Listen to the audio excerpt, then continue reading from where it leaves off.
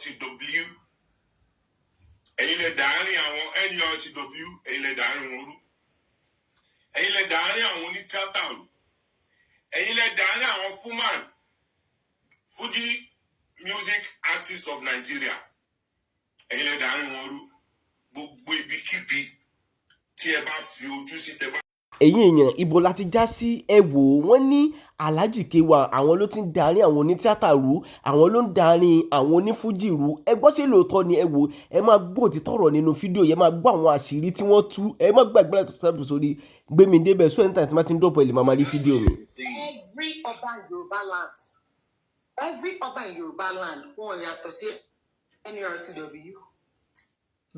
So you think Emma Binu and Tajuni, you're trying to tell us now that Ayinde knows that picking of Oba is not Oroifa, is not, it is who you know and your political any suruma and TBC mo try to emphasize in kokoni. Any suru now ma gbarauji. Auntie Ajuni, any suru, I'm just saying something.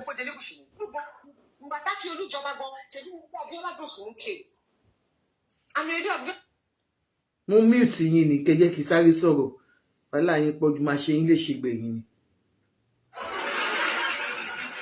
So you think because now what you're saying now specifically is that K1 knows that there is problem with picking of Oba. So he purposely, according to you, like he kept quiet all along because he knows Ifa Abuja will speak at the right time. So for us, for everyone that we have been waiting and we have been parading all these fine boys that our body has been doing ashana, that means it is not going to work. Is that what you are saying? Now, Auntie Adoni, you can speak on. Mute you unmute, man. The thing about it is, the thing about what's on mute, man. Sorry, the thing about it is, what's the more? Oh, in fact, Olori Omobato Jego politically. And that was where it started from. Big but all on the work with, and I don't remember to pay next time. Anyway, to Amanda put up. Kill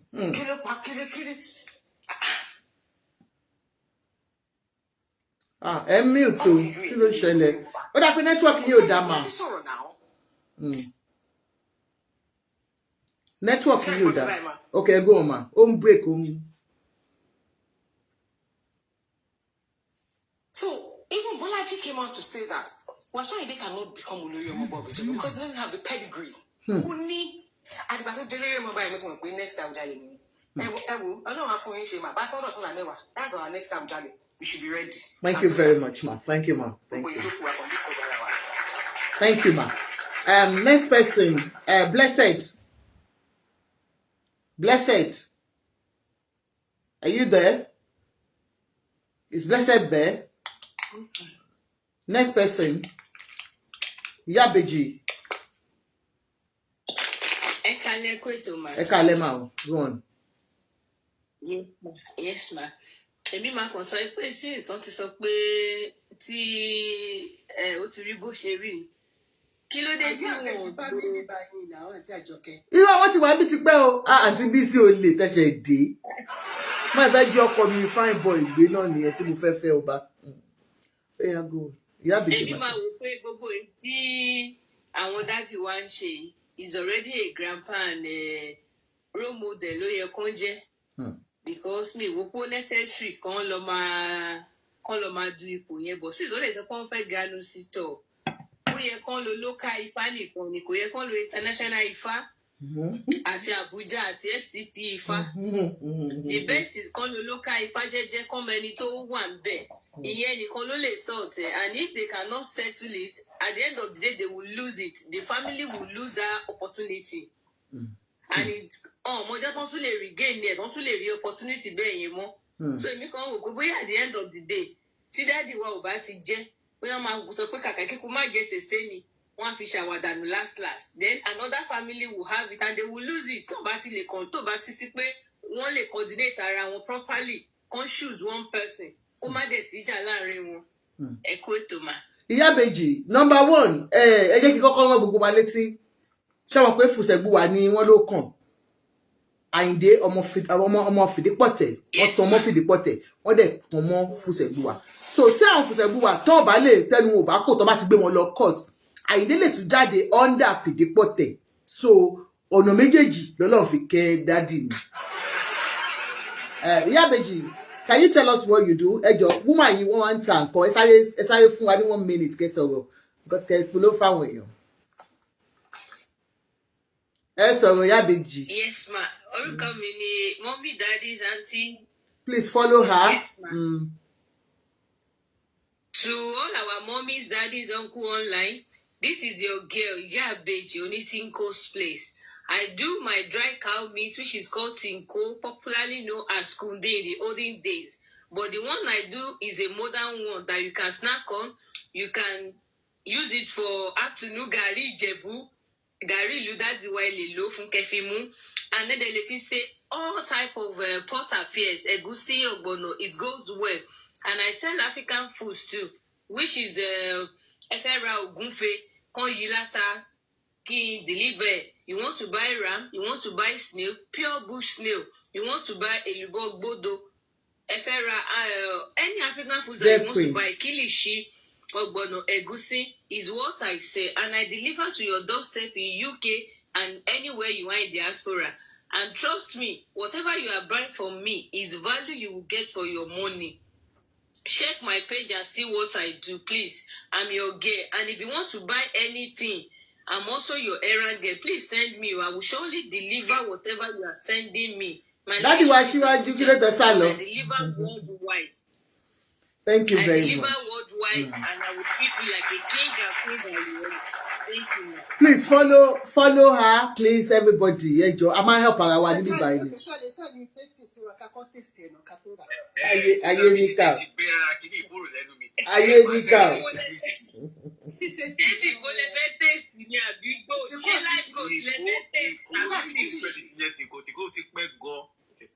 So about the follow one, so thank you so much, Iyabeji. Wọ́n ní kí ẹ̀yin fi ṣẹ́gun wa. I'm producing it now in a modernized way that with cow. Local ife original. No, tó bá jẹ́ pé local lè fẹ́ òkúta lè máa jẹ ẹran kẹran lè máa jẹ o. Iyabeji. Sama. Ṣé ní process ṣé ní video bẹ ṣe process yín. Ó wà lórí page wọn yẹ lọ sí page wọn. Let's go back to what we were discussing. Oh yeah. Ẹ jọ̀ọ́ ẹ ṣé gan Iyabeji. On my face, I use dry dress and I cook my meat from the beginning. I roast it and I do. All right, that's enough now. Please, can we go back to our discussion? Thank you so much. They will follow you. Please follow her massively and buy from her. I can guarantee you'll get value for your money. Yeah. Auntie BC, before ki mommy Wawaiko to Benusi, to Ganusi. I think this man is a Mercurial candidate kind of a thing. I think it's using this process that it disorganized our officer to make you lose a slot money. So that because based on the Gazette, based on the Gazette, someone lose a time to come. So time we ever bossy, they should go with the process. It's using this is a delay tactics for them to lose that thing. Because the state government gave them the go ahead. Was in the last week, we can't pay 14 days. They are about to present 3 days to presentation, look application in the first time. They have notice. 3 days to presentation. It's true. To disorganize it. He knows what he's doing. And I told me in fact Abuja koko dasi koko ikoto ku Abuja ti o ba Abuja deal si ko raye ti Oloyede do. He was one of the architects of all this problem we're having because he did that shenanigan in Lagos. He did and I complain in fact Abuja this has been happening since the 50s IAG because Adesoja Aderemi came into AG as well. This the moment they start dabbling politicians, I'm against this thing. Politicians that start dabbling into another scenario which might share in Logo State. Tokyo na mo she from that part of Ogun State, mo she wo pé ṣé tẹ́ni bá lọ ṣọ́ọ̀mù ẹ̀ ló máa tún fẹ́ kó jẹ́. Because that one is going to cause another katakata because any year go kò yẹ kó jẹ́ in the first place tẹ́ mo pọ́ mo bèrè ni. So another case mo torí ẹ jẹ́ ká máa wò wọ́n because the kind of politician because wàhálà tó fẹ́ dálẹ̀ they are short-sighted because of their own political gain and they trample, they bastardize our culture. They bastardize our culture and they are putting their stooges, their boys that have no respect for the cultures and our value into this position, and that's why most people should misbehave. Tom Madasho káàkiri àdúgbò bí ẹ tó ṣépè fún. Ó ga ọ, ẹ ti bínú. Yeah, mo ti bínú because inú gbogbo ọ̀hún mi kò gbé adé sórí èwo ládé èwo kingdom olóògbélẹ̀ wọ́n mú òpè èèyàn kan ní man of God ṣé man of devil àwọn tó gbé síbẹ̀ ni. All the normal process gbogbo tradition culture tá a máa ń ṣe kéèyàn tó di ọba ẹni pé torí pé ẹ ti gbọ́ lọ́n gbọ́ pé ṣéṣù làwa ń sìn ni àbí kí ni gbogbo orí burúkú tí gbogbo ń ṣe ṣéṣù ni Yorùbá culture ni. Èmi ẹ̀yin yá ló wò fẹ́rẹ́ pẹ̀lú ẹ fẹ́ràn pẹ̀lú máa gbé báwo ẹ̀ máa gbé kùnà ní wọnú pẹ̀lú ẹ ṣé gbádùn bíkọ́ gbàtíkù náà fi gbà àdínkù bíbà á rí gbogbo rituals wọn tó ṣe bíkọ́ sọ̀rọ̀ báyìí sí wọn ò televise ẹ̀. Wọ́n televise because wọ́n follow tradition wọn. Ẹ̀wù báwo ọmọ ẹ̀ ṣe lọ tó ṣe ń rotate àwọn ọmọ máa ṣe ọjọ́ méje kan náà fi stood guard ṣe bọ́jọ́ méje náà fi stood guard àwọn ọmọ ṣe wọ́n máa stand for how many hours wọ́n ṣe ní tó bá wọn jẹ́ tradition kó má follow tradition yẹn and she is the head of the Church of England àwọn protestant tẹ́yìn gbé sórí àwọn bible tẹ́ ń ká Nàìjíríà yín Anglican ká gbogbo ẹ̀ tẹ́ ń gbé sórí tẹ́ ń bí tẹ́ fi sọ àwọn ẹ̀sìn ìdílé tí tẹ́ fi sọ nù. She's the head of your church and they follow. Chamo no ni ewúrẹ́ ló tẹ̀lé torí coronation is more or less like ritual. Ìgbà tó máa yan Catholic pope mi báyìí náà rí bí èéfín. It's more or less like tẹ́ẹ̀fì bá ti wú làmọ̀ bóyá ti take a decision àbẹ́ ò take a decision. Àṣẹṣẹ́ pé ritual nìyẹn. But it's rituals. If they can follow their own because that is their own culture and tradition. Àwọn àdé tó pàdé àdéwà gba wèrè mẹ́sìn àdéwà dìgbì kẹ́ máa wọnú church kẹ́ máa gbé adé sílẹ̀ lẹ̀. Nínú church ṣe é gbádùn èèyàn kan máa tẹ́wọ́lé inú èwo ẹ̀dọ̀ èwo kingdom wà kúnlẹ̀ níwájú wọn mú máa ń bè ẹ wá tọ̀nù religion against àwọn ní kingdom yín. If you become an ọba you are the head of you are the religious leader of that community. Gbogbo ìṣàtọ̀ bá sìn ní in community yẹn you are the custodian of that òòṣà. To bá believe pé religious culture is against that òòṣà don't go into that. Don't take that throne. Don't sit on that throne because you are the custodian of all the gbogbo àwọn òṣàlẹ̀ tó wà nílùú yẹn. So ẹ̀yin oúnjẹ bíi méjìlá bàlàdé tó bá mọ̀ pé pásítọ̀ wọn tẹnu mọ́ tó bá pé pásítọ̀ yẹn mú kan lọ́jọ́ kórè pẹpẹ kó máa pèsè fi throne wálẹ̀ fún wálẹ̀ Yorùbá tó bá mọ̀ pé màmú ni ẹ gbé tẹ̀blíkì tẹ̀síbẹ̀ kó wà lórí alua fún 90 days àbí tó fẹ́ gbàdúrà àwọn tẹ̀síbí tó bá pẹ́ 99 náà dára rẹ̀ tí ẹ má bẹ̀rẹ̀ sí kàǹkọ́ ẹ̀ má gbé wọnú pèbí má lọ sí orí throne. If your personal belief is not in that culture, why are you taking the responsibility? Because to whom much is given, much is expected. You can't take the benefit without the responsibility that comes with it. You are the custodian of our tradition and culture, and you can't shade it away. Because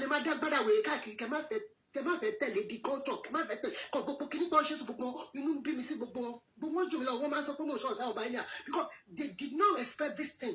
Only in the name of culture. That is inferiority complex.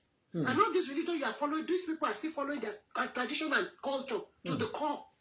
Kí ló ṣe yín? Àwọn kan nínú yín ọmọ gbàdá taṣọ́bọ̀ àti kọ́mọ̀ tí ṣì fíríjì ni ẹ̀yin lè máa jẹ́ ṣíàmà níbẹ̀ bọ́ṣọ̀ kó mọ ẹ̀yin ní. Ẹ máa kójú bolé kiri bí àwọn ìyá lóru. Àwọn ìyàwó yín náà tún bẹ̀rẹ̀ wèrè ń gbogbo ẹ̀ lè control wọn. Àwọn ìyàwó náà máa jùdí káàkiri wájú eléré kàṣà ní àwọn olórí tẹ́ẹ̀mù nípa tẹ́ẹ̀nì rí pàtí náà ilẹ̀ Yorùbá sìn ṣàṣàlẹ̀ olórí kingdom tẹ́ẹ̀nì rí wájú oní fújì kan àbọ̀ olóògbé kan tó máa jùdí kí ni gbogbo rádaràdá yẹn. Wọ́n tún jùdí right there jùdí left right jùdí left. I'm not saying you should not enjoy yourself but like this is so annoying. They have no decorum, no culture, no etiquette. Ó kọ̀ dàbí tẹ́ bá tiẹ̀ mú yín ní ojú títì kò ó yẹ kí wọ́n bímọ fojú kó má ti wọn ní wò ni. Ẹ ṣojú yẹn létí lápá báyìí báyìí. Tí o bá dẹ̀ tara lé lọ́pọ̀ kò lè rí ìdáná ńgbà tẹ́ bá ti ṣòṣì tọ́ bí ẹ wá ṣẹ́ wo tó àwọn culture mi bá ń bú àwọn èmi òye nílé sọ̀rọ̀ tó kọ̀ torí pé kí ni ń jẹ́ kéèyàn rọ̀rọ̀ sọ. tọ́ba inú àwọn ọba iná láti gbọ́ pé àwọn nǹkan náà ń ṣe bíi kọ́ máa dáwọn èèyàn travel káàkiri wọ́n di travelling agency báwọn kan ṣe gbowó travel lọ́wọ́ àwọn èèyàn làwọn èèyàn kan gbowó contract. Those ones are just speculations, sis. Don't talk about that. They're speculations. They are just speculations. They are speculations. Obaya was only trying to, you know. But what I'm trying to say is, do you do there are some things you don't even you disagree me, but it doesn't marry like I try to so. Kill us for debate to be who does in the first place. That's what I'm trying to say. They should mind that they are representation of our culture. They should be a good ambassador of this people, of this race, of this Yoruba race. And our politicians, we are, to be sincere, we allow the lowest of the noise denomination and community to lead us. When it comes to the politics in Yoruba, we didn't put our best 11 forward. And worry for politics. So you expect them to make a good decision for us?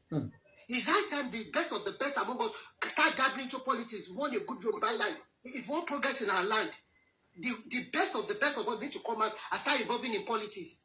You can't leave the same for non-entities and expect them to take good decisions on our behalf. No, they won't. Yes, thank you so much. Thank you. That is it. Because if a politician is the best of the best among us, they will take the best decision. They will think about whatever decision they will think of the short-term goal, the short-term effect, the medium-term effect, and the long-term effects of their institution. But we have now the non-entities among us to be at the ends of our fear. And you expect them to take a good decision. They won't. That's why they are taking their different colleagues, installing them on the thrones up and down the land. Because he knows what he's doing.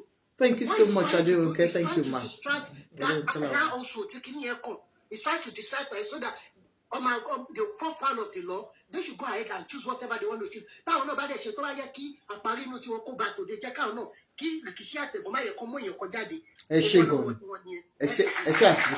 thank you very much. I think Waiko before Mr. Hamid, then we'll start from up again. Waiko. Thank you, gifters. Help me to part up. Happy New Year. Yes, ma. Ekalema. Happy New Year. Yes, ma. Family meeting pẹ̀lú daddy yín ṣá. Daddy yín fẹ́ tẹ́. Daddy yín fẹ́ tẹ́ lórí ẹlẹ́ǹkejì. Àkọ́kọ́ wọ́n ti tẹ́. Wọ́n ju kéèsì wọn síta. Wọ́n ní kó bẹ̀rẹ̀ pẹ̀lú procedure. Ó tún padà wá ń sìn. Sorry that I am using O ni máa lò. No, ó dá ẹ má sọ̀rọ̀ lọ. Ó fẹ́ tẹ́. Eléyìí tó bá máa tẹ́. Tó bá tẹ́ pẹpẹ wọ́n máa bá àánú ẹ̀ ní Ìjẹ̀bú Òde ni torí kò sí tó kan Dàpọ̀ Abíọ́dún pẹ̀lú ti ọba custom and tradition ni bí àǹtí náà ṣe sọ ìpè nígbà tí Adérẹ̀mí fẹ́ jọba èjì ló mú jáde ọkùnrin ó ti ní ó ti ní question mark. Àwọn yóò support ẹ ìlú ò support ẹ wọ́n dẹ̀ ti sọ wọ́n ní ọmọbìnrin kò ń jọba ọmọkùnrin ni wọ́n ti ní àwọn kan fẹ́ jọba. Sisi Dupe, I was on your show yesterday but I was sleeping one jíṣò yìí ṣe lórí YouTube. Ẹ káàbọ̀ ma, ẹ ká lessons, God bless you ma. Ó fẹ́ tẹ́ lọ́ọ̀yà yẹn kàn waste time ẹ̀ yẹn kàn gbowó ni. Tó bá tún gbé lọ́kọ̀tún sí náà wọ́n sì tún máa jù síta ni torí George àkọ́kọ́ ti jù síta. George kejì náà ó tún máa jù síta kò bá lọ sí court of appeal kó lọ sí court wọ́n máa jù síta ni. Ẹ ṣe family meeting àǹtí Àjọkẹ́ yìí fẹ́ jẹ princess. No, nǹkan tí mo kàn fẹ́ mọ̀ ni pé ṣé mọ̀ thank you so much Sister Dupe, God bless you ma. Ṣé mọ̀ nǹkan tí mo kàn fẹ́ mọ̀ ṣé understand ṣé mọ̀ pé ọmọ Ìjẹ̀bú lẹ́yìn. So ṣé ẹ̀yin Ìjẹ̀bú feel pé process tí ẹ fi mú ọba yín lọ́wọ́lọ́wọ́ the nomination process is right or it is right. Okay. Ìdílé four ruling house ló wà. Wọ́n dẹ̀ ti ní eléyìí ti jọba ń sìn, ìtó máa jọba, ìtó kọ́. Sister Dupe, dáàdi wa ti gbé, wọ́n ti kọ lẹ́tà sí Dàpọ̀ Abíọ́dún o, wípé wọ́n exclude àwọn nínú nomination pé àwọn ò ní gbà. Ẹ rí pé Asọ̀rọ̀ kì ò dá lóhùn, Asọ̀rọ̀ kò tiẹ̀ wojú ẹ̀. Asọ̀rọ̀ kàn máa lò ó ní, wọ́n ti use ẹ̀, wọ́n kàn dẹ̀ ti jù sí second hand ní bí MC Olúọmọ. ṣèbí bákan náà nígbà bọ̀dá yẹn náà máa jẹ́ ọba òfin Òṣòdì níbo ló wà sí ó wà question mark dáàdi yìí náà máa wà question mark kò lè jẹ́ Balógun of Èkó ó ti sán ẹ bá lọ gbọ́ kí yẹn lórí IG ó ti sán kò tọ́ sí ẹ àwọn èèyàn jàǹkànjàǹkàn wà bẹ́ẹ̀ tán wá láti ìdílé rere tán kàwé jù lọ wọ́n tẹ̀ tún lówó burúkú jù lọ. No retreat, no surrender ni fún bàbá wa o Sisi Dúpẹ́ no.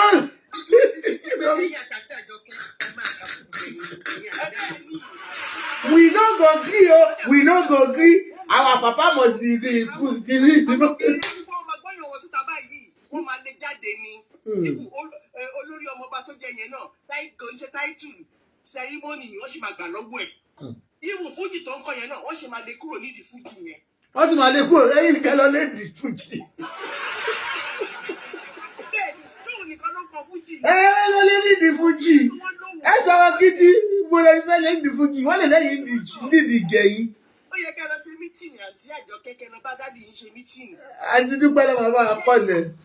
January tọ́lọ́ tó máa ṣe kíní ọba yẹn ó máa hold kò sí yẹ kíní kan tó lè yẹ Wàsíù kan ò lè yẹ who is he who born you who you be Wàsíù who you be where you come from.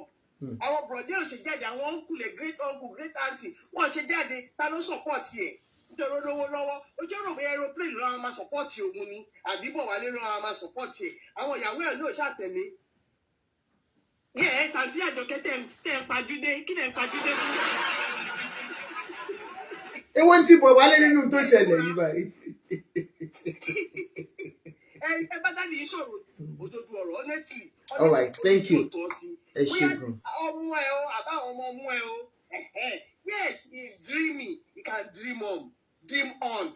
Ó lè lọ jẹ́ ní ó ti jẹ́ king of Fuji. Yẹn náà ti tó ẹ. Okay, ẹ ṣé ma ẹ jẹ́ ká jẹ́ pé fẹ́ lómi ti sọ̀rọ̀. Mr. Hamid, ẹ ṣé gan ma. Ẹ ṣé ní Princess, thank you so much. Ẹ ṣé about lo sentiment àbí emotional kini láti fi sọ pé kini you can't say he's not entitled to. Tó bá pé he's not a force to be reckoned with. Kò ní dàbí pé yes ó ń cause commotion for people. He's a contender as well. So there's nothing we can say. And Sister Adenu had actually mentioned what you people are still missing in the constitution of the country. Governor, mo fẹ́ dáhùn why kò tẹ sọ̀rọ̀ tó ń sí o. Governor sì sọ̀rọ̀. Thank you so much. Ó ní àṣẹ lórí ẹ̀ tó máa fi jọba. Are you getting my point? So you can't rule it. So àwọn ẹ̀ṣẹ̀ máa blame. Even tẹ́ bá sọ pé yes, like local government chairman ló ní àṣẹ lórí ju kíní gan. It would be the people you are calling to represent you at the State House of Assembly at the federal level. Lamido Sanusi Lamido, what focus of any tell to Jacob Latimo. So we don't know. And Sherry Kotoman Shewa, ne country wa, among Tom Bland. Thank you, Sisi Dúpẹ́. Certain things. Love you. Tabati votes, Kini Watito. What's stopping everyone to one Nije body, Abito one in Nubu states to Toffee, Gamis, any Southwest. That's okay. We want to go again. Thanks, we want you people to change this clause in the Constitution. Do you get it? She made Sister Adoni made a very solid point, but you guys are not taking it. You're handling with levity. In this day and age. Are you getting my point? Are you following the? I'm getting on along with you. When we were all here, when your former president, Tem Fundori, the head of state, also found about Oya Edide, Ejoko, and this same person will be the one to also go and Dobale in the Senate. Is it not taking us for a fool? So you don't have to blame all of you. You blame ourselves as well. We can still write a petition. We can everybody lay right. Go forward the State Assembly at the National Assembly. Eba wa change ke fún àwọn ọba yẹn ní right then ke tó wá lè máa mú àwọn ọba yẹn náà ó yẹ ke mọ̀ wọ́n délé. Nobody nínú wa ló lẹ́nu ẹgbọ́n láti sọ pé K1 kò ṣọmọ Ìjẹ̀bú or K1 ò ṣọmọ family Ìfìdípọ̀tẹ̀ ọkọ K1 ò ṣe pikini ibo lọ sọ pé kò lè wọ́n ti sọ pé governor máa ní àṣẹ láti lè wà nínú tó bá fi ń jẹ ọba nobody is actually going against it. So àwọn èèyàn bá sunkún from January to December. If he's going to be the one who's going to be the Guinea Wujale, like she read it, oh my J, go sing or what anybody leshe. Because it's in the constitution and he has a right. And you are saying he shouldn't come and can he? Is it because I'm coming, CC. The thing is this. Emma respect the boundaries. This man so family yìí lòun ti jáde. Òun àti family yẹn ló máa slug get out. Àwa tá jẹ́ agbẹnusọ all over social media kò sí ètò kan wá láti sọ pé kò ń ṣọmọ ìdílé yẹn. Ó kò dàbí ká máa sọ pé okay, they go and bring your DNA. Who are we? We don't have the right. Then if to buy pay Senna climb money, but a man pariwo, I'm also pay Bisoye who California audacity and láti lọ sọ pé because what he defame this man is a brand on his own. Yes, it is not right. It is not done. We should do the needful. But this is the ideal thing. Can't about change constitution work was sent you the job.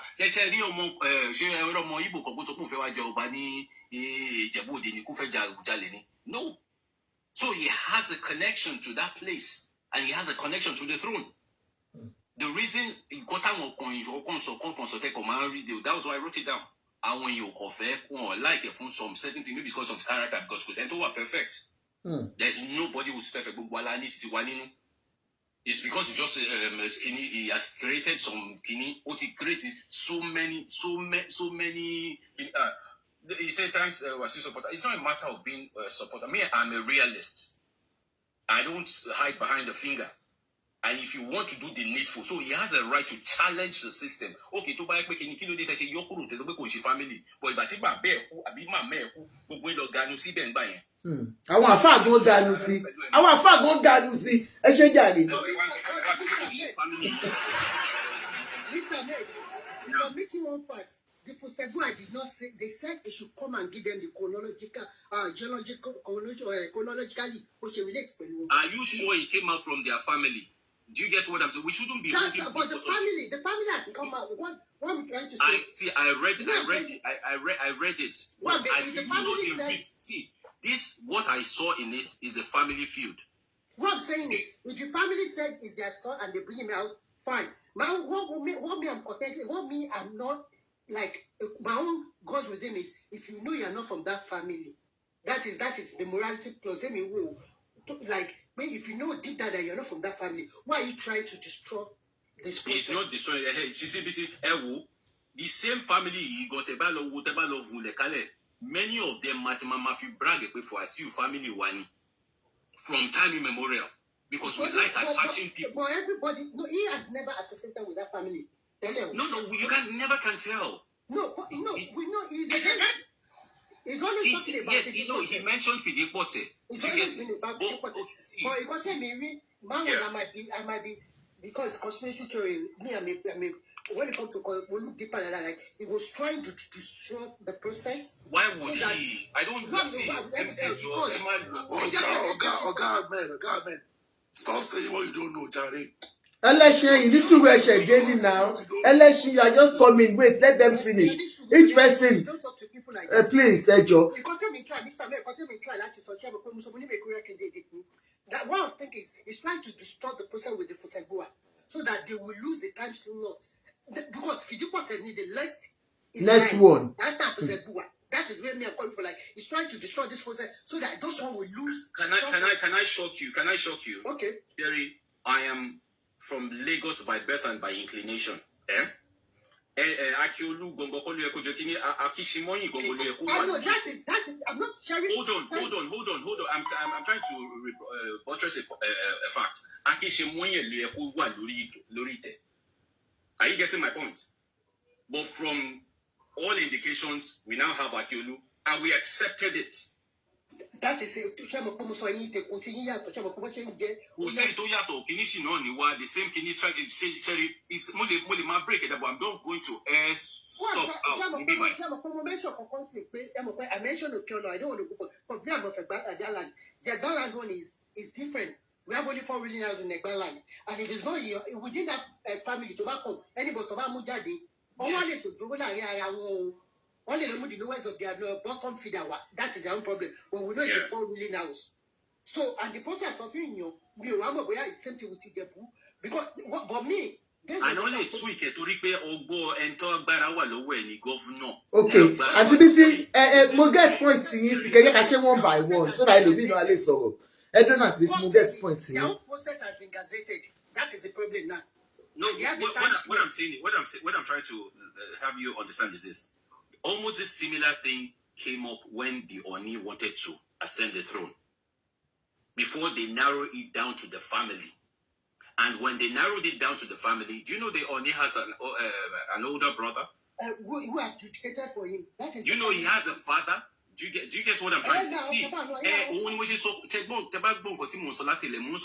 Then you leave Wasiu Ayinde with his family. It's a family feud thing. Now, Mr. Amit, Atibisi, please, two of you, let me say something. Mr. Amit, you're getting the thing wrong at this point. You're saying they should leave him with the family. The family is saying he does not belong to them. He is not from their family. What I'm saying is, he has now written to the governor. So some people are so he could have the right. Do you understand what I'm trying to say? Yeah, which is fine. He has the right to go to write to the governor. Between him and them, so we should just be spectators. Are you getting my point? We can't be crying more than the bereaved. Okay. So now, Toba fi job anything, Toba won hello she kabiyesi, Toba won yen ma lo she kabiyesi. Do you get it? Okay. So èèyàn tó ṣe Thank you, sir. Romance ẹsẹ̀ Àwùjalẹ̀ tó kú tẹ́lẹ̀ tó fi ní olórí ọmọ ọba Ìjẹ̀bú. Ṣé wọ́n sọ gbogbo àwọn èèyàn sọ fún gbà yẹn? Okay, thank you very much.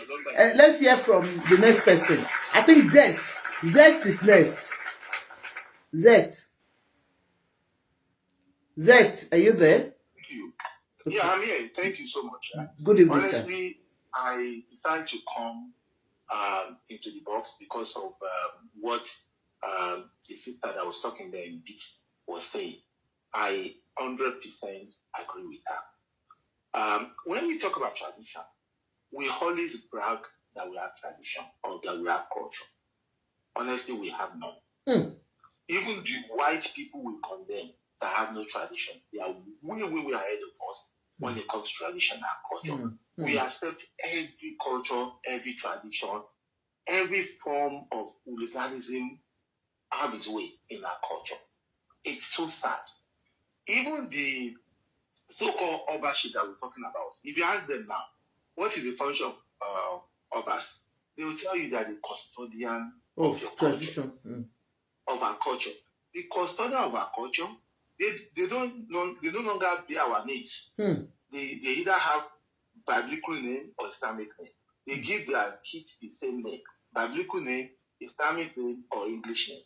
Foreign names. And those are the custodian of our culture. What culture are the custodian? They do not practice our religion. What culture are they custodian of? And if you trace their roots, you will see that they were accomplices to slavery. They sold our people as slaves in the past. So when we put all these things together, why do we like to just entertain stupidity in our culture and we call it wisdom? Why do we have the others? Why are we still having them? They do not have any constitutional role. The traditional role that we think they should play, they're not playing. They're not playing it. The only thing they're doing is to go all over the place, all over the parties. They are just throwing parties, attending parties. Somebody told me one day that if you want to know, I'm sorry, no, I shouldn't mention it. If you want a first class Oba, to attend your party, you just have to send 5 million naira to him. The guy will come. Then you can imagine all that. So we need to do better as a people. It's time for us to be speaking out against that institution. It's not to be validating them. So every time I see people validating or talking about Oba and things like that, I look at it. Why are we doing this to ourselves? So many cultures, so many traditions all over the world, they have this monarch, but they got rid of them because they were not relevant they are no longer relevant to the present-day government. In today's Nigeria, honestly, a councillor is more powerful than an Oba, constitutionally. A police corporal can arrest an Oba. We know all that. So, what if we can't find any rule for them? Let's get rid of them. Let's turn the palaces to museum. That would be my contribution. Thank you. Thank you very much, sir. Thank you, sir. Thank you, sir. Ade, okay. Welcome, ma. Yeah, good evening, everybody. Good evening. I don't even know. We've had this discussion before. We've had all these arguments before on this Wasiu thing. But let me go by what Sister Bisi was talking about. Honestly, from my own perspective, all I can see is Wasiu trying to disrupt the process.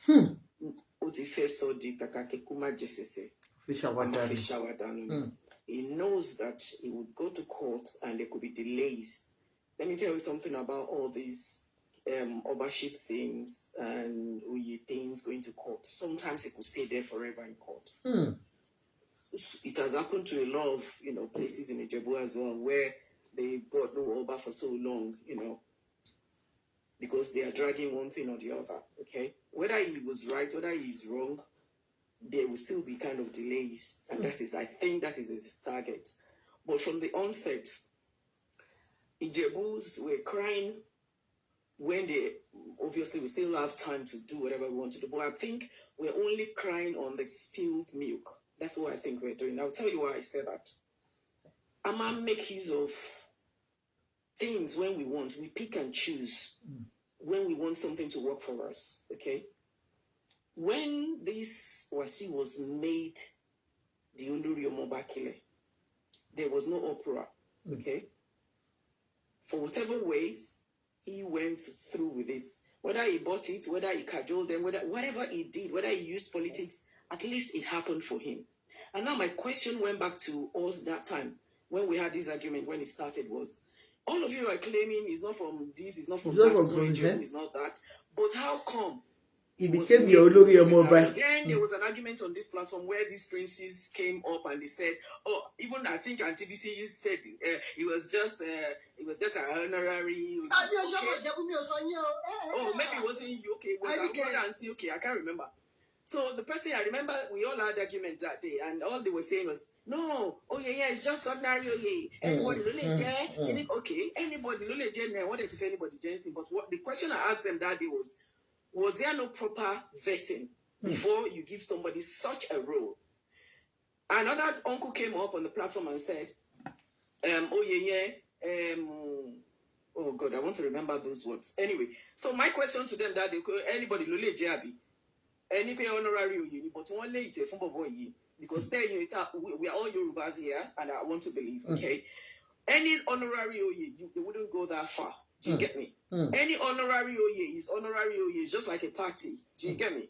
But in this case, one later means it's deeper than honorary. Okay? Ijebu don't play with culture. Ijebu don't play with culture. They respect culture. So for you to have taken them this far, to have gone to that extent of one later which means there was a proper vetting, you have confirmed that this guy belongs to this lineage, this guy is part of you, this guy is from Ijebu, okay? And if you are now telling me that it wasn't or it was manipulated, then the opera shouldn't be now, it should have been then, because Awujale made it happen, okay? Okay?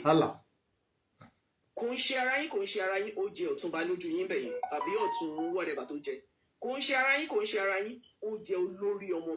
now I argued that with everybody that time. One is just ordinary, but cut it back. Ordinary. What Olori Omoba is Yoruba word for all of us.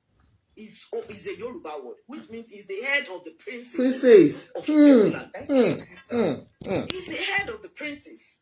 So for somebody to be head of the princes, I mean, it is beyond just nobody. You can't now tell me now that he's nobody. You have made him somebody, even if he was nobody. You have already made him somebody. Whether he paid through his ways, whether he cajoled, whether he used politics, you have already made him. So now, you can't now be choosing when you want him to be somebody or when you don't want him to be relevant. He's not going to have it. He might be an illiterate. He's got his own team of, educated people as well. He's got his lawyers. He's got his counsel as well. So we are all dealing with Wasiu like he's just that guy that started what do you call it? Don't call it in those days. No, we should all live up to that. No. We can't keep dealing. I'm not siding him. I'm not a fan of Wasiu. Even with this, what he's doing, I'm really totally against him. But I'm just telling us that we only try. What we have been, the game we are playing is we pick and choose when we want to use people. Okay. He was made as somebody. For no reason, he became a real big figure in our politics. And you are still telling me he was nobody. Okay. You were all there. Can you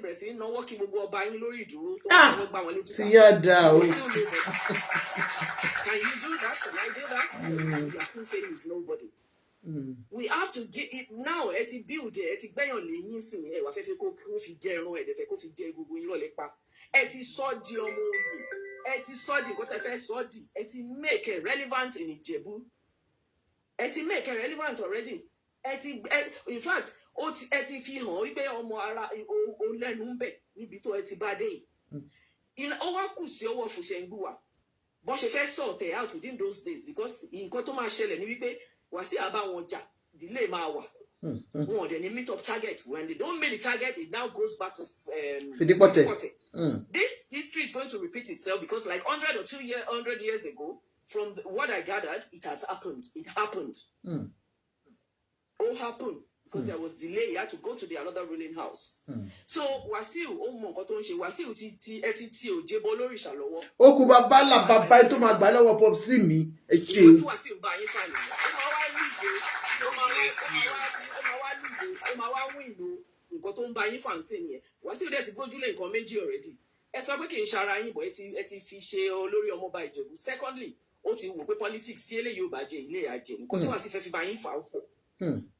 So, in as much as I'm not supporting Wasiu, I am just saying the obvious. Take that responsibility.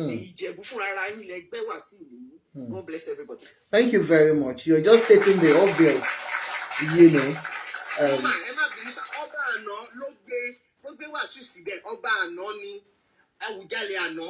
Ẹ kí ló dé lè sọ̀rọ̀ ó gbàtọ̀ ọba àná gbé sí. Ẹ kí la fẹ́ ṣe tí mò ń lọ wù tẹ̀bí látọ̀dọ̀ ifá àbíjáde ní kókó ìgbòye wọ́n fi compensate ẹ̀.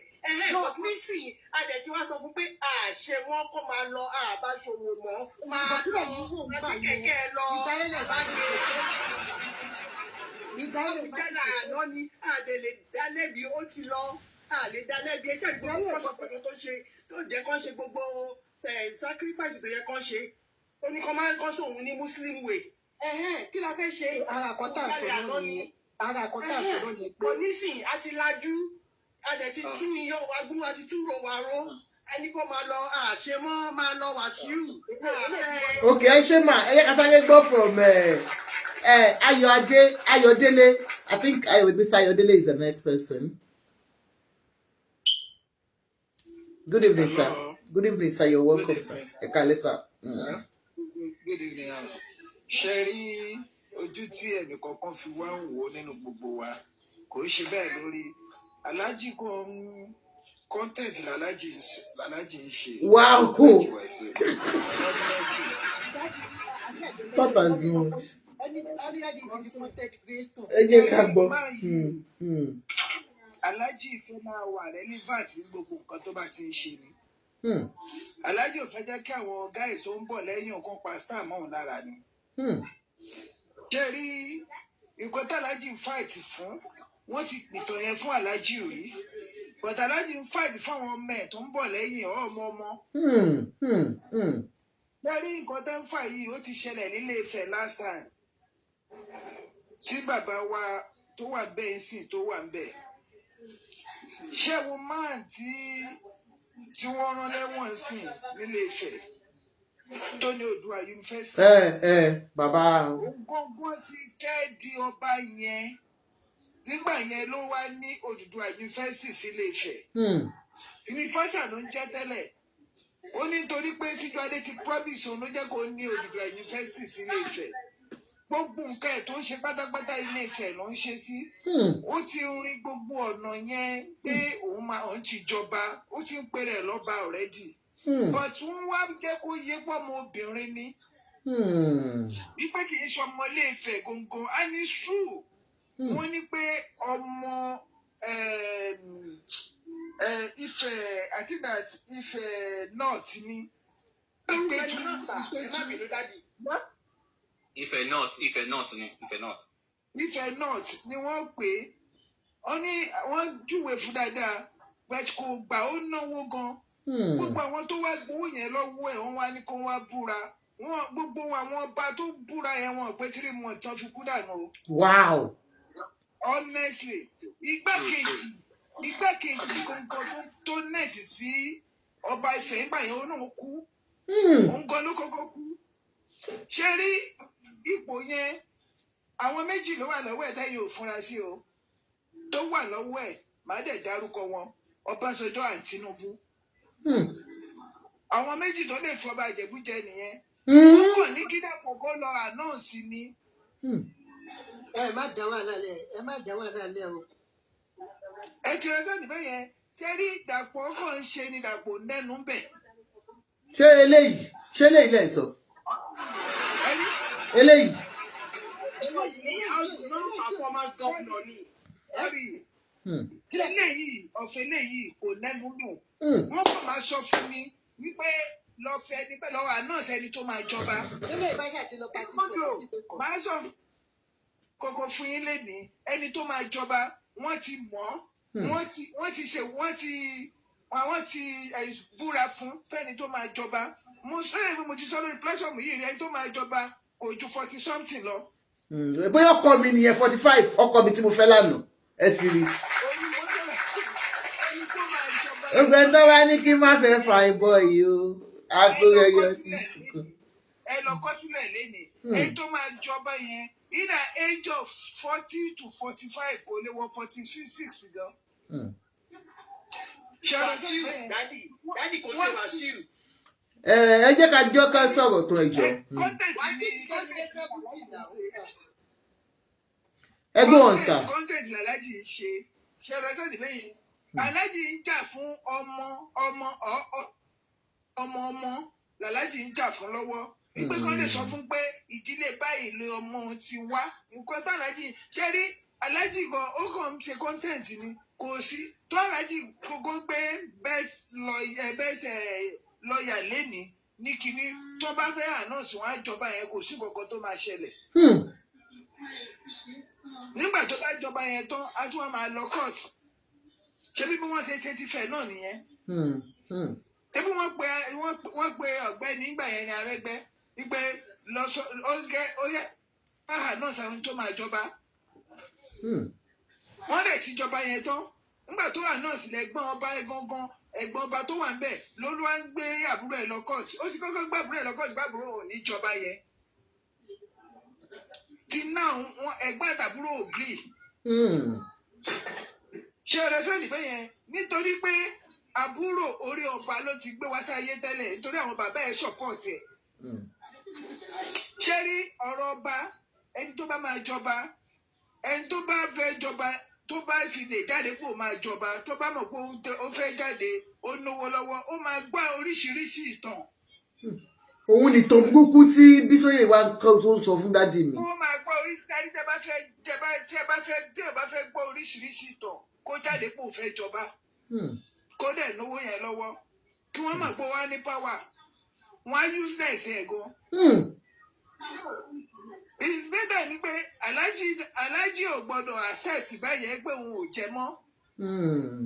Alhaji gbọ́dọ̀ náà máa jà pé akíní iṣẹ́ ìyá content l'Alhaji ń ṣe Alhaji ò lọ síbi kankan.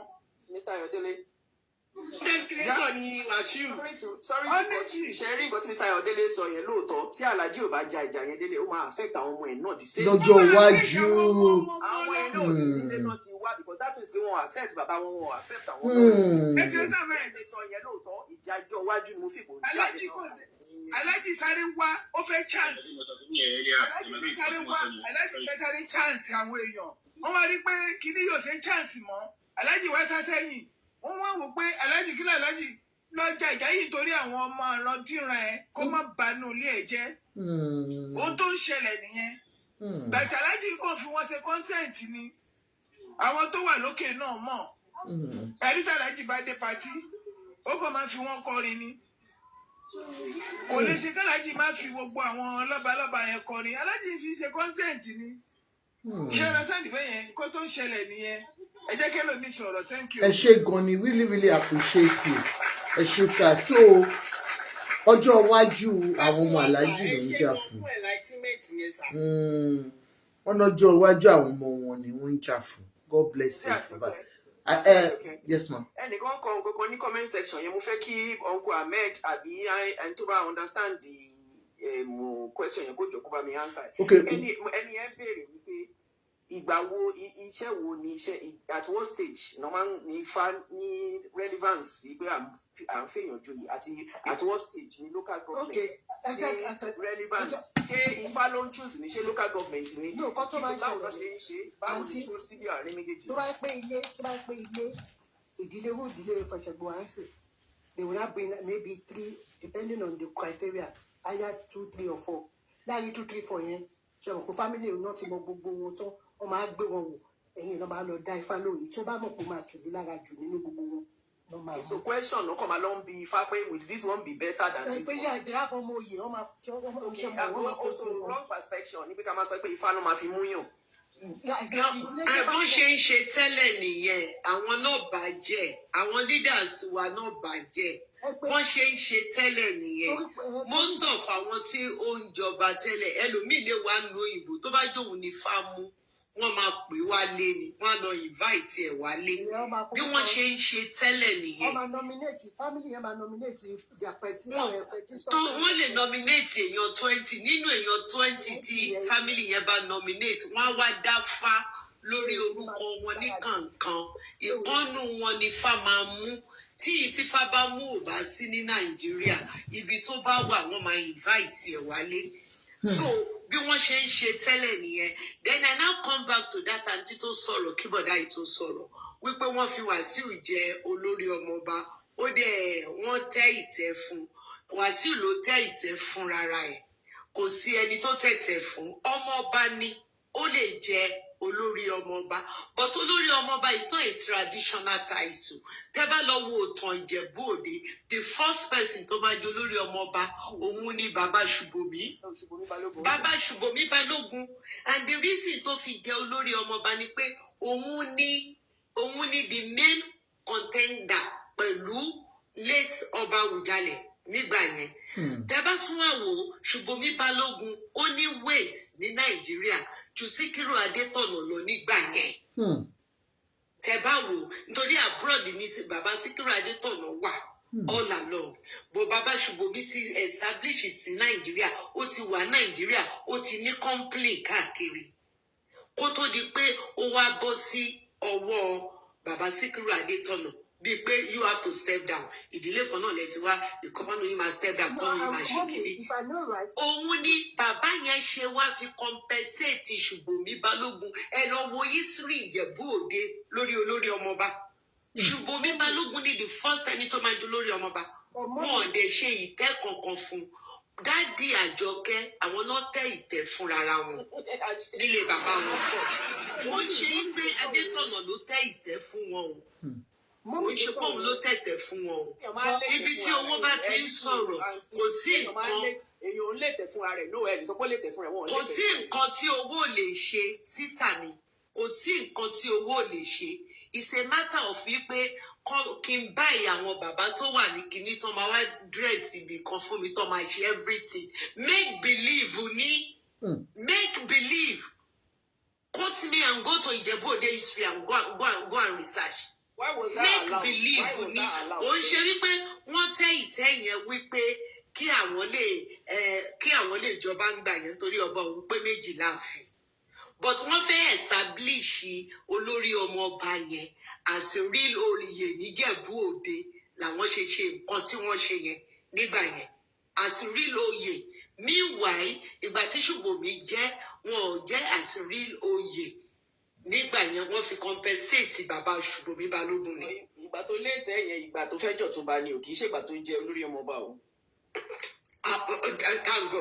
Thank God pé nígbà tó fẹ́ jẹ ọ̀túnba ni so kò ń ṣe pé kò ń ṣe ọmọ ìdílé ọba o ọmọ ìdílé ọba ni which is tó lè jẹ ìdílé ọba gan ẹni tó bá máa jọba gan ń jẹ wọn ò fi bẹ́ẹ̀ jẹ ọ̀túnba ìdílé tó máa jẹ ọ̀túnba máa jẹ ọ̀túnba ni àwọn ìdílé kan wà tó jáwọn náà ń jẹ ọ̀túnba. McCoy, come up now, come and give us the history. tó ń jẹ ọ̀túnba. McCoy, please. So but ìdílé ọba lòun náà ti wá Request to come. ìdílé ọba Fìdípọ̀tẹ̀ làlájì ní Thank àwọn you, tí Ojúṣe wà Lẹ́gàn. Thank you. which is tí ó ń jọba but àwọn ìdílé tó kàn lọ́wọ́lọ́wọ́ báyìí kò ń ṣe Fìdípọ̀tẹ̀ mọ́lẹ̀ nǹkan tí wàhálà yẹn ṣe ń fà nìyẹn wípé even tó bá sọ pé ìyá bàbá àwọn wá láti Ifọ̀ Àgbóyè àdákan ọmọ obìnrin ni wọn ò lè fi àwọn ọmọkùnrin dàrẹ́ẹ̀tì tí wọ́n kúnlẹ̀ sílẹ̀ kan wá sọ pé ọmọ obìnrin náà máa mú tí ò bá sí ọmọkùnrin nílẹ̀ tàbí tó jẹ́ pé ọmọkùnrin kékeré ọba ní Ondo state níbi kan lóńdó state yẹn ọmọ tó wà ní secondary school tó jọ ìjọba yẹn nítorí pé ó jọ ọmọkùnrin ni instead tó máa fi lọ́mọ ọmọbìnrin míì wọ́n á mú ọmọkùnrin sí i so nǹkan tálàjì kan máa ṣe ni wípé kọ́ wo wípé màmá àwọn ló ta 130 láyé àwọn èlò 150 táwọn ẹni tó bá dẹ̀jọba yìí adé apẹ́ lórí bàtà apẹ́ lẹ́sẹ̀ tí wọ́n bá dàgbàdàgbàdàgbà tálàjì bá ṣì wà láyé ńgbà tó bá yẹn bá wá jà definitely àwọn ló máa kàn kálàjì wá wò pé tó bá jẹ́ ìdílé Fìdípọ̀tẹ̀ mọ́lẹ̀ ní oyè yìí kàn ní ọba yìí kàn káwọn tó fẹ́ tí ó kàn wọ́n sí kọ́ wá dìde kan náà fẹ́ bá làjì dùn kí làlàjì máa ṣe ẹ má jẹ́ ká wo agbára I will continue to say it alágbára máa kú olówó máa kú babaláwo máa kú pírẹsidẹǹtì ń kú gọvnọ ń kú Ọlọ́run nìkan ni kò ń kú àtúbọ̀tán ni kò ń kú ìyẹn ní kálàjì wò àtúbọ̀tán ò ní kú àbá sọ pa nífẹ̀ẹ́ alájì látẹ̀nídọ̀la ṣẹlẹ̀ ẹni téèyàn bá nífẹ̀ẹ́ gangan lèèyàn máa ń bá sọ òótọ́ ọ̀rọ̀ ẹni téèyàn bá nífẹ̀ẹ́ gangan lèèyàn máa ń bá sọ òótọ́ ọ̀rọ̀ gbogbo nǹkan tálàjì bá ń ṣe lénìí kọ́ má ṣe nítorí ipò táwọn wà kọ́ má ṣe nítorí owó tán ní kọ́ má ṣe nítorí àwọn èèyàn tán mọ̀ kọ́ ṣe nítorí àwọn ọmọ tán máa fẹ̀yìn lẹ̀ fún. I'm still saying it àwọn òbí kan máa sọ pé kọ́mọ tó jogún àwọn ajẹ 80 ó máa ṣe o bóyá nítorí pé àwọn àgbà ló tọ́ èmi ni bóyá nítorí pé ojú mi ti rí ni bóyá nítorí ibi tán ti bí mi ni nítorí àtúbọ̀tán ó le gan ní ilé ayé àtúbọ̀tán ó jà lórí Abíọ́lá ó jà lórí Àbáṣà ó sì ń jà lórí àwọn kan tí wọ́n ń gbélé gbùrú òta ní Nàìjíríà sí yẹn ẹ̀rí bàbá wa lówù tó ń lọ káàkiri pé ọjọ́ òun ti ń súnmọ́ but àdúrà wọn ni pé kí Nàìjíríà dá káwọn tó fàyè lẹ̀ àtúbọ̀tán wọn náà fẹ́ indirectly náà fẹ́ fi túnṣe yẹn. It is very very important ẹ má ní nítorí wípé àwọn ọmọ mi lélẹ́yìí tọ́mọ wa bá ṣe nǹkan tí ò da ẹ̀jẹ̀ àbá wọn gbé ẹ má jẹ́ ká fọwọ́ pa wọ́n lórí ọmọ tàbí nìyẹn kọ́ lè mọ̀ pé nǹkan tí ò da làwọn ń ṣe à ń tún ọ̀run wa ṣe ni torí ìjọ ta máa dijú tà ní ìlàmọ́ ẹ má jẹ́ ká gbé ààrẹ ẹni ẹlẹ́ni ká gbé fún àwọn ọmọ wa nítorí pọ́n jọmọ wa ká gbé fún ẹ̀gbọ́n wa nítorí pọ́n jẹ́gbọ́n wa ká gbé fún àbúrò wa nítorí pọ́n jàbúrò wa nítorí àtúbọ̀tán ó léwu púpọ̀ ó ní agbára àwọn ọmọ tí wọn bá wa ṣe ọmọ mi à lọ káàkiri ẹ wo Nàìjíríà ń sìn ọmọ ọdún mẹ́ta ó ní kidney problem ìyàwó pásítọ̀ tí òun sìgárì pásítọ̀ tí òun ti rí wọn ní kidney problem nítorí páwọn kan ń fún wọn ní oúnjẹ burúkú tí kẹ́míkà wà kán dẹ̀ ń jẹ tó dẹ̀ ń bá kíní wọn jẹ́ àtúbọ̀tán important gan-an Alhaji mọ̀ wípé a kò tí ì tọ́ sí àwọn kán wá wò wípé tó bá jẹ́ Fìdípọ̀tẹ̀ ló kàn káwọn ọmọ obìnrin kan wá dìde kan lọ fẹ́ bá wọn dù bá a ṣe ń sọ yìí náà ni gbogbo wa ṣe máa sọ àfi ẹni ibi tó bá fẹ́ wọná ló máa róòótọ́ ńlẹ̀ ni ò ní sọ bí gbogbo wa ṣe máa wà lẹ́yìn Alhaji náà rí wípé ọmọkùnrin làlájì nílé Fìdípọ̀tẹ̀ dẹ̀ lọ bá kàn kí ló dé tọmọbìnrin máa jáde tó máa bá wọn dù ìyẹn ní ká máa rò lọ́dọ̀ Ọlọ́run kò ń ṣe wípé bóyá Alhaji ṣe èèyàn kan àbá Alhaji ò ṣe èèyàn kan bọ́ tọmọ ọba làlájì níjẹ̀bú òde ọmọ ọba fìdípọ̀tẹ̀ mọ́lẹ̀ ni but kò tí ì kan ilé wọn ibi táwọn wá lọ ń jàdù yẹn wọ́n wá ṣẹ̀ṣẹ̀ ń trace ara wọn pọ̀ ọmọbìnrin làwọn jẹ́ ń bẹ̀ ṣé tó bá jọ ọmọbìnrin ló ń bá wọn du ọba nídìílé fìdípọ̀tẹ̀ kí ni àwọn fẹ́ ṣe ìyẹn ni kán wá rojọ́ táwọn máa díjú táwọn ò ní ìlà mọ́ kán wá tó ro àtúbọ̀tán àwọn ọmọ táwọn máa fi sílẹ̀ ire o. ẹ ṣe gan ma God bless you.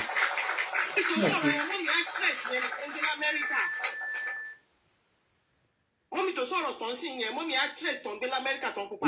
bẹ́ẹ̀ ni àti àṣàbí. ẹ̀ka lẹ́mà o. ẹ̀ka lẹ́mà ẹ rọra mọ̀. mọ́mí wa Olúwabùkọ́lá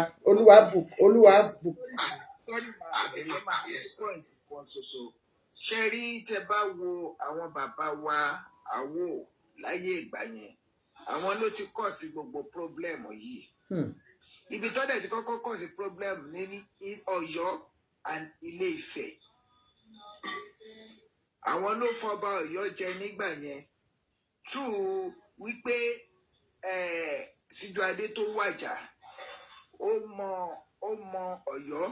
Ọ̀yọ́ náà dẹ̀ ní òun náà ìdílé wọn lọ bá kàn but kì í ṣàwọn ló yẹ kó jọba wọ́n fi wọ́n jọba ní wọ́n wá gbé nígbà tí ìyẹn wá lọ Síjúadé yẹn náà wá jọba tẹ bá rí pé nǹkan tó fa ọ̀tẹ̀ láti ìgbà yẹn ló ti affect Yorùbá ti nà láàrin àwọn méjèèjì yẹn ẹ̀rí bó tilẹ̀ ti ń affect gbogbo wọn nísìnyìí. ìjà wà lórí ọ̀rọ̀ wọn lórí nǹkan tó ń bára wọn fà nísìn. nǹkan tó dẹ̀ ti ṣẹlẹ̀ láàrin Síjúadé and bàbá wa Lámídì àwọn méjèèjì yẹn gangan dẹ̀ ni. kí ọ̀rẹ́ sáà bẹ́ẹ̀ nítorí àwọn bàbá Awólọ́wọ̀ ló lọ fi wọ́n jọba ń gbà yẹn nítorí pé Síjúadé náwó lọ́wọ́ ìdílé ẹ̀ náà lọ bá kàn but ó ní wọ́n lọ mú pé òun ló fẹ́ wá jọba. So are you ready so I can give you my number? Do you want to have my number now? +44. Gbogbo àwọn nǹkan yẹn tó bá jẹ́ pé wọ́n ń lò ní ọ̀nà 74. wọ́n ń lò ní ọ̀nà direct tẹ́lẹ̀ 81. kò ní sí problem yẹn. 31. Bẹ̀ẹ̀dì àwọn tó fẹ́ ṣe fáńgá náà sí owó náà ní fáńgbà nísìn. For anybody that's interested in buying the glasses, all our glasses are on sales now. We are doing sales on all the